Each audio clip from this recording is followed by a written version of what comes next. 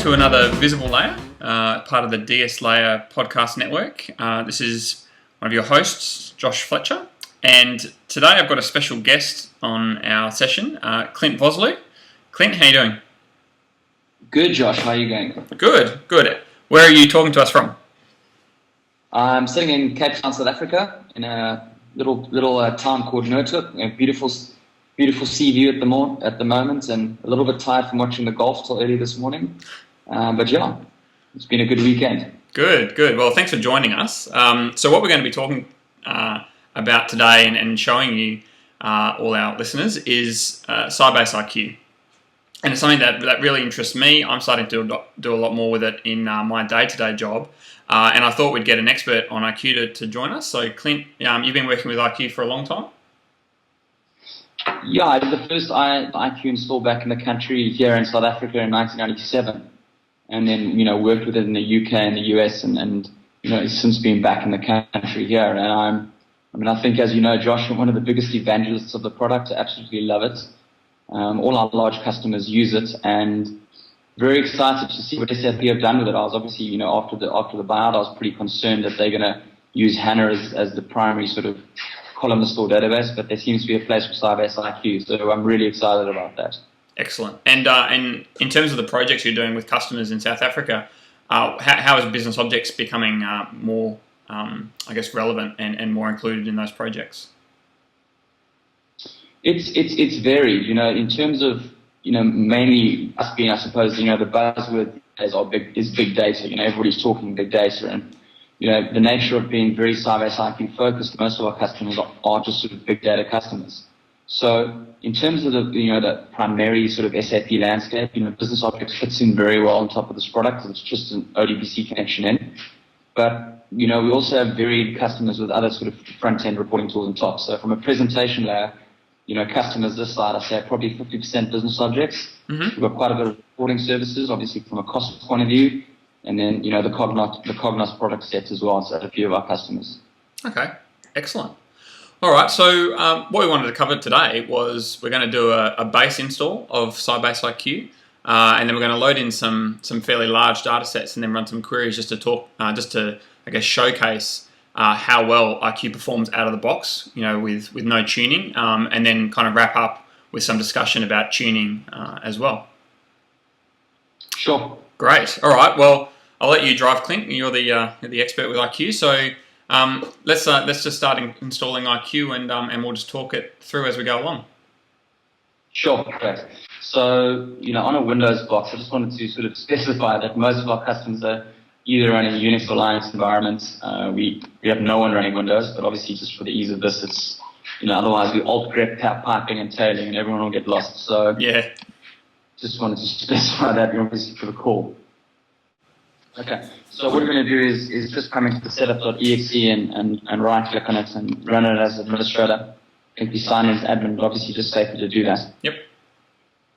And the install's pretty basic. It's a bit of a next sort of situation.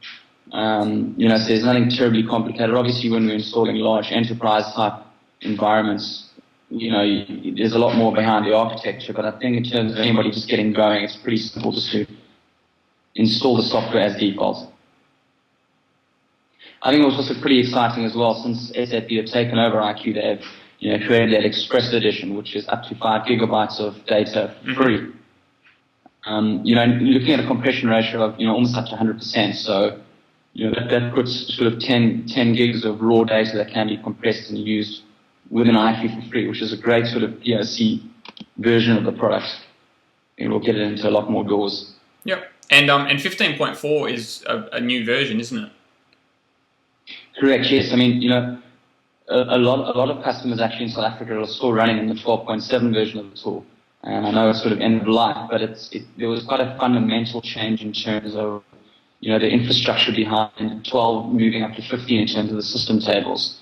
So there are a lot of hesitant folks up here or down here, moving over to 15. We have done the migration a few times, but it's basically a fresh install and migration of, moving the data across. So, with a couple of the customers sitting close to 300 terabytes of compressed data, it's obviously quite a big migration, but obviously something that needs to happen. Yeah. Okay, so I'm just going to keep the default to C Sybase, which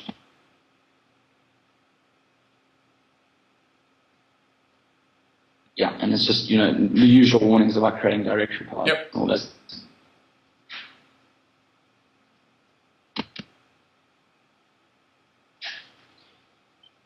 Okay, we're just going to go for the typical install. And just in terms of, let's just evaluate this.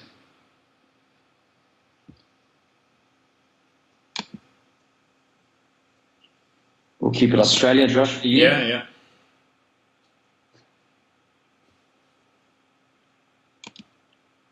It's quite interesting because you're in South Africa, I'm in Australia, and I think the server that we're running is in Singapore. So it's a small world. Yeah. So that screen we just up there talked a little bit about the different tools that you use in the application. So can you just give us a bit of a rundown on the architecture? In terms of how you access the server, there's sort of the I suppose from the SQL Server or the Content Studio Manager, which they call Sybase Central. So typically from your DBA tasks to add space, which we'll go into just now, to look at your store procedures, conditions, users. That's a product set called Sybase Central. And then in terms of the client, the Sybase, basically it's a native client that connects natively to the box. To be honest, it's a Java edition. It's not the world's smoothest editor. Most of the guys who work for me use Active Studio, prefer using that. Just find it more user-friendly. And that's basically it in terms of, getting on in terms of what comes out of the box with the installation. Okay. Just a warning in terms of, I suppose the finicky parts of a product when you've used it for so long. A lot of the store procedures that you create, if you don't actually run them in the Sybase client utility, then they can give it sort of issues with compiling. So, although the guys work in Active Studio, sort of in my company, when we do, when the change controls goes through to production, it's always sort of released in the native tools because, it's one of those bugs that you kind of can't figure out why it doesn't work. You run it in the native software and it works perfectly. So, if anyone's stuck, that's probably it. Okay. Great. I know I've been working on my some of my presentations coming up where I'm going to be talking about Sybase IQ, and I've just gone through this similar process myself in the last couple of weeks around installing IQ and then hooking up business objects and data services to it, and I found it very straightforward to start using, using the out-of-the-box ODBC connection and demo database as you kind of start, and then adding some more space to it and then loading data in, quite straightforward. I think the big sort of fundamental mind shift which gets people a bit, I know, you and I spoke about it. I mean, these are just course in terms of connectivity, which we're just going to, use the defaults. From a security point of view, when you, set up, setting up the Windows service, from a security point of view, the default point for the service is to run on 2638. We typically change that with most customers just because, you don't want to be sitting on, you don't want people sort of sniffing around, but, typically that's within the network, so you safe. But going back to the point about using IQ, and I think the big shift, and I know we had to talk about it a few weeks ago, is that people get a bit confused behind the structure that there is only one database within Sybase IQ. Typically in the classic, relational database or transactional database like the SQL or your DB2, you create a database per unit of work, whereas there is only one database. So I know it took a bit while for you to get your mind around that, but it's, you've got to realize that this product is not there for a high insert rate. It's not there for a transactional system. It doesn't sort of play in that space. It's there to deal with huge amounts of data from disparate systems and actually do sort of mass analysis. That's what its niche is. Yep. Okay, so the server's installed now.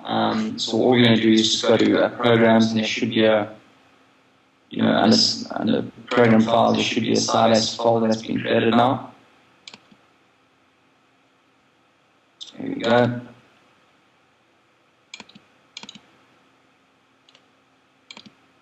IQ 15.4. and then there's a little DOS file here called Sybase IQ demo database, which is exactly what you're going to do. Click on that. And what that's going to do is click on the little back file behind the scenes, which will start the server. As you can see, it's starting at 42638, which is the default Sybase IQ. Mm-hmm. So in the bottom, I just want to minimize these windows quickly. Well, in the bottom right, you can see that little yellow, the blue and yellow half, and that's from a Windows point of view means the server's running. So if I right click on that and restore this, it should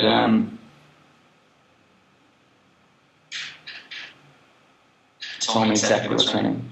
Okay, so you can see the checkpoint's done, the box is up and running. It's called BI for IQ, the server, and now accepting requests. From a Windows point of view, if you're running queries, basically your log will be viewed through this little window as well. Okay.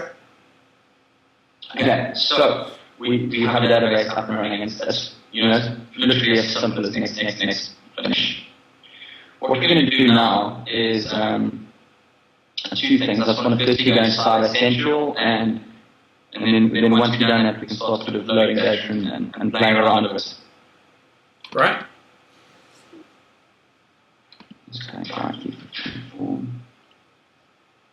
So this is Sybase Central, as I mentioned. It's your, I suppose, your DBA portal in terms of administering the bus. Just going to connect to the server.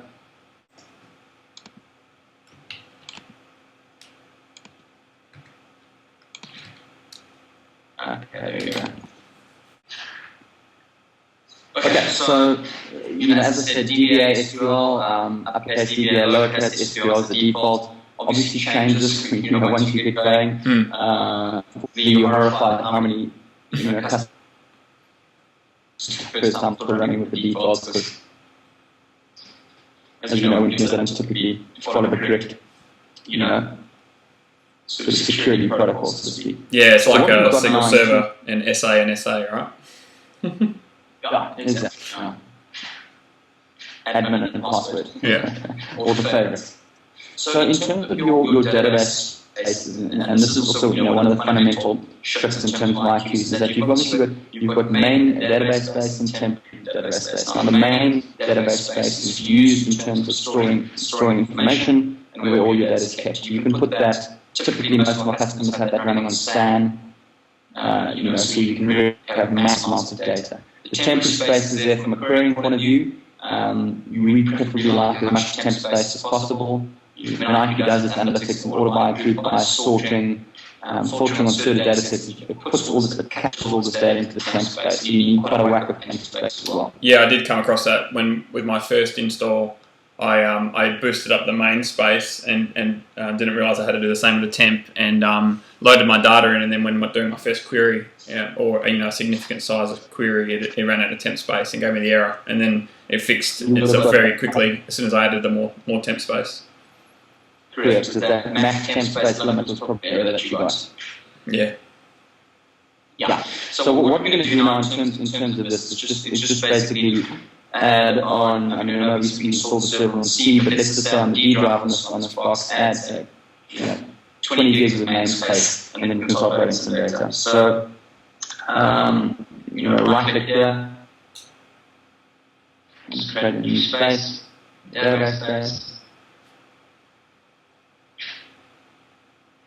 Okay, so I've created the new DB space, which I'm going to call IQ main.1, and it's a main IQ store. And then I'm just going to add one. IQ underscore main 1.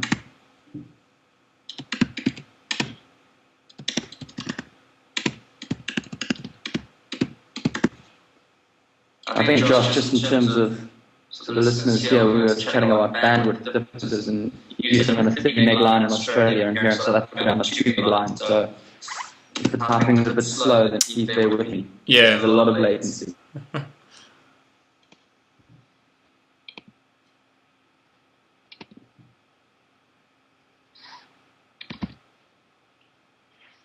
Just count to 20.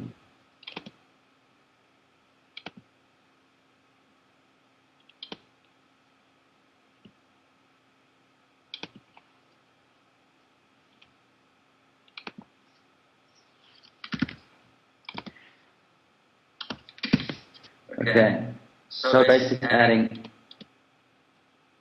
a 20 gig physical file. Yeah, let's create that. I think what I wanted to get across here was that the installation is running on C, and now we can create another device, say on the D drive, which could be on the SAN or somewhere on your network. Yep. And finish it. And this is basically the SQL that can be run through interactive SQL or Query Analyzer. So you don't really have to go through this whole process of creating a database space, but it just shows you that it does it all for you in quite an intuitive way. Great. Okay, so now we're going to load in some data. Absolutely. As you can see, IQ main 1 has been added. Yep. So start program Sybase again.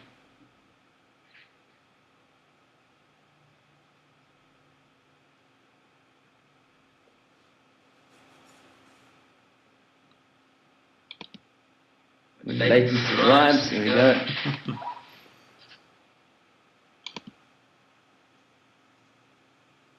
And interactive SQL.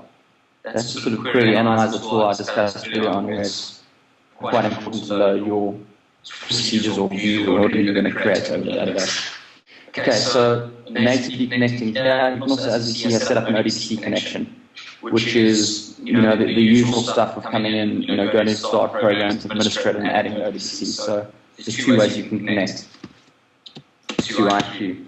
ODBC obviously opens up everything, so as much as you don't like Excel, and in my world, you could typically connect an Excel spreadsheet via ODBC to Sybase IQ.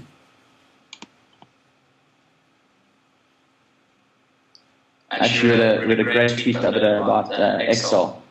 It said Excel's the modern day duct tape of the BI world. Did you read that one? Yes, yeah. And the question was, if you built your dream house, would you build it out of duct tape? It was quite a good one. Mm.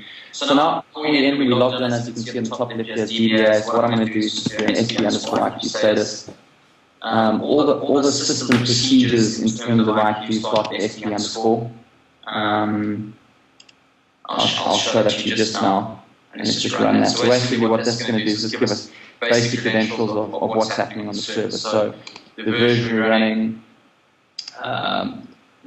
number of temps calls, how much space is used, versions. Versions is quite an important one. I just want to touch on that quickly if you don't mind, Josh. No, go for it. In terms of people can read and write into Sybase IQ at the same time is what a concept of versions. So, for example, if I'm busy loading data into the server, and just before that you sort of run a select star from customer, what IQ does, it keeps a version of the data at that point of time until you finish with your query or you run a commit. So it's a great feature because you can continuously evolve your data set and not having table locks, which is obviously a huge bonus. On the flip of that, you've also got to be very careful, because if you've got big data sets and people are running a huge amount of versions, for example, say 100 people looking at a 20 terabyte table, your versions can build up quite quickly, which can bring the server down. So committing after transactions is very important. It's just something that it's a huge benefit of Sybase IQ, but it's also something you've got to watch out for. So just by running an SPI IQ status, you can see how much space is getting used by versions. So that's basically, one of the basic system procedures, and many of them I can, after this podcast, I can give you some user guides and SPI connections and other ones, so you can see who's running what on your boss. That basically tells the Sybase engine and be logged in this DBA. And what's happening on the boss. So it's just a very simple way through a query analyzer to see what's happening on the server. Okay, so what we're going to do is do a very simple sort of proof of concept. We've got two tables that we're going to load. One's got, I think, 3 gigs worth of data, and the other one's got, here we can see 3.6, and the other one's got sort of 12 megs worth of data, and then we're just going to load the data into IQ and then just run a quick query coming across, say, 30 odd million rows. Yep.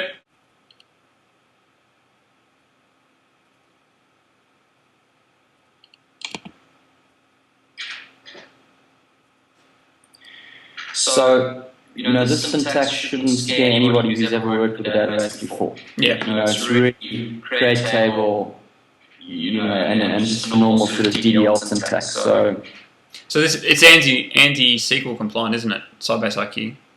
Yeah. Yeah. So anyone who's coming from an anti-SQL world will have no problems. I mean, as I mentioned to you, before we had the call, I mean, a lot of work we get is obviously doing proof of concepts when your typical relational databases can't cope. And for us, is in the Oracle world, there are obviously a couple of data types that aren't sort of compliant with IQ. But what we really typically do is take whatever person's database structure is, get their unload their data, and basically load it into IQ and use the exact same queries with store procedures. And even just using queries that weren't written to Sybase IQ, your performance enhancements are amazing. Kind of you blow customers' minds quite quickly that way.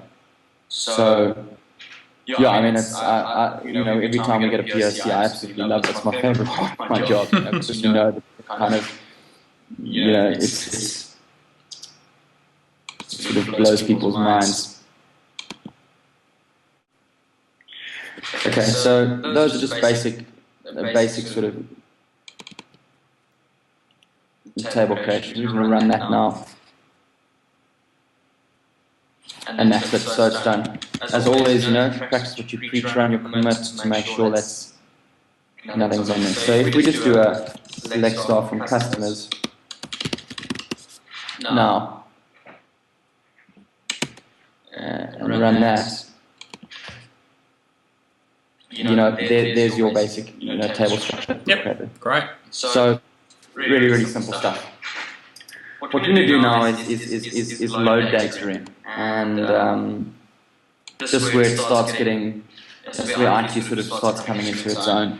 I think it's a point in terms of understanding this technology. It's not a high volume transactional database. So when we do proof of concepts of customers, we're looking at loading data at sort of 50 to 100,000 rows a second. That's what we're aiming for. If you're going to do sort of insert into table, you're going to get sort of your insert rate of about a row a second. So, IQ is just not designed for that. It will fall over, it won't work. So it's quite important to understand where it fits in terms of its niche need.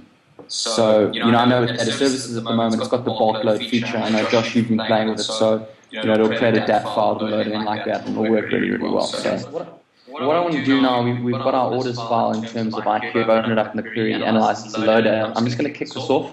It should take about 2 minutes to load.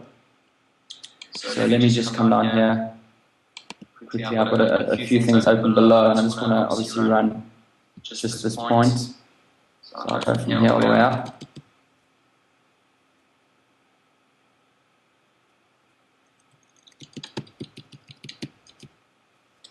And SQL, if you're running on your own environment, it's F9 obviously because of VNC, we just need to do that. So it's just going to run the highlighted portion of data. So a few things I just want to talk about. Firstly, the data we're loading is 20 million rows, and in terms of we're looking at size, I think it's about 3.7 gigs of data, of raw data on file. There we go, 3.654 gigs.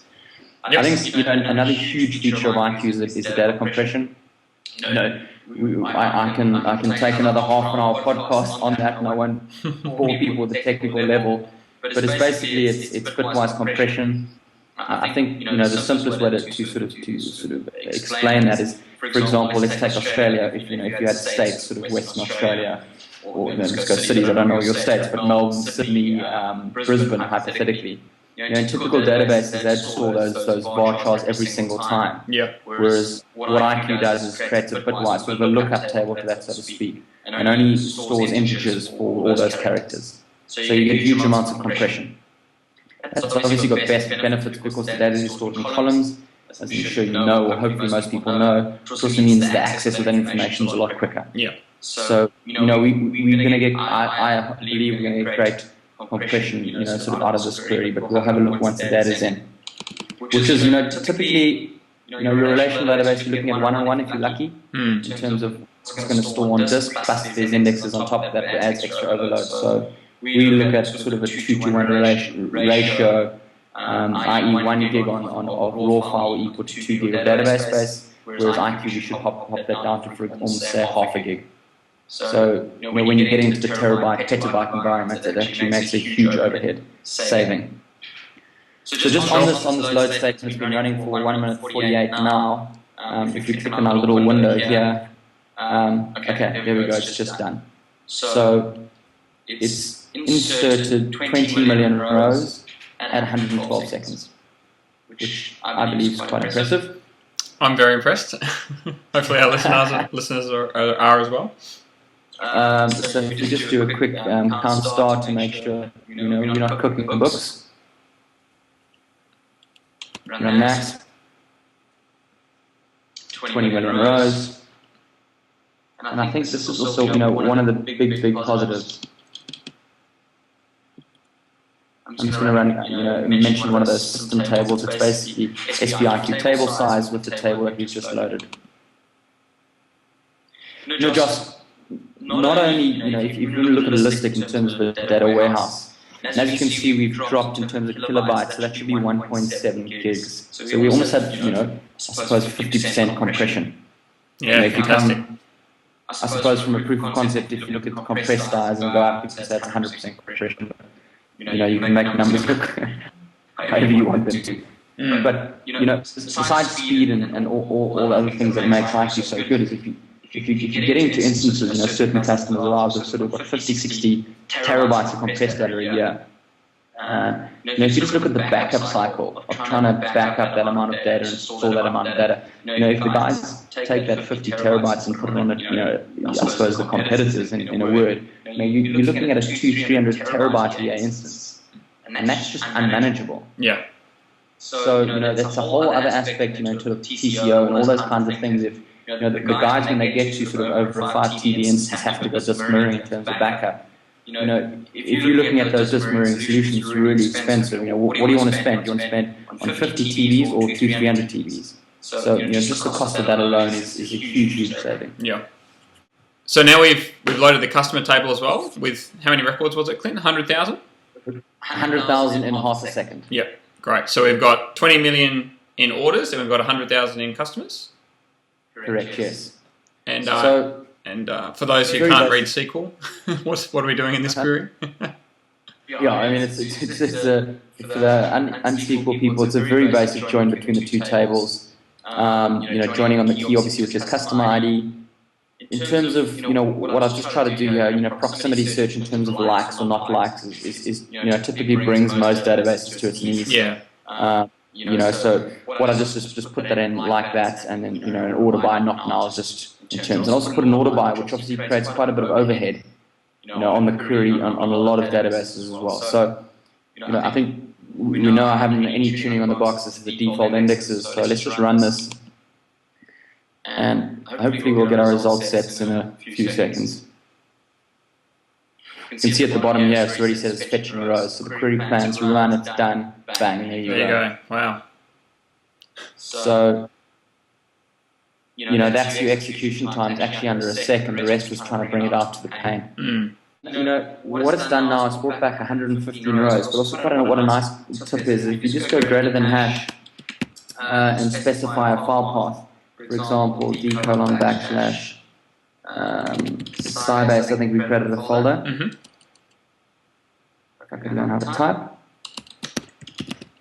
Backslash, and let's just call this josh.csv. What that's going to do is push this result set out to file. Yeah, wow, that is handy. Yeah. When you're dealing with big data and that kind of, it's quite nice to get the data out, get it there, and get it visible. Especially when you're dealing with huge data sets. You can see at the bottom it's writing rows there. So quite quickly you've got 94,000 rows of your result that you can sit in a CSV and. I definitely don't encourage people to deal with stuff in Excel, but it's quite handy when you're dealing with this sort of large quantity of data. And it all happened in probably 1 or 2 seconds. Yeah. Fantastic. Which is quite a cool trick as well. Yeah, great. So the only other thing I wanted to touch on, and I'm conscious we've been going for a little while now, but in terms of tuning, would that be quite a lot of the work that you do in South Africa with your projects, is getting the system to run faster? And can you give us just a a couple of sentences on what you would look at for tuning? In terms of, typically in terms of tuning, there's a whole sort of 3 or 4 day, it's a science, so to speak. But in terms of basic tuning, what you really want to make sure of is get your indexing right. And what I mean by indexing, I think there are 9 types of indexes that you can use on a Sybase IQ database. It's all based on cardinality of your data. So what I mean by that is the distinct amount of rows per column. Mm-hmm. So you could have 1 billion rows, but it's a yes/no flag.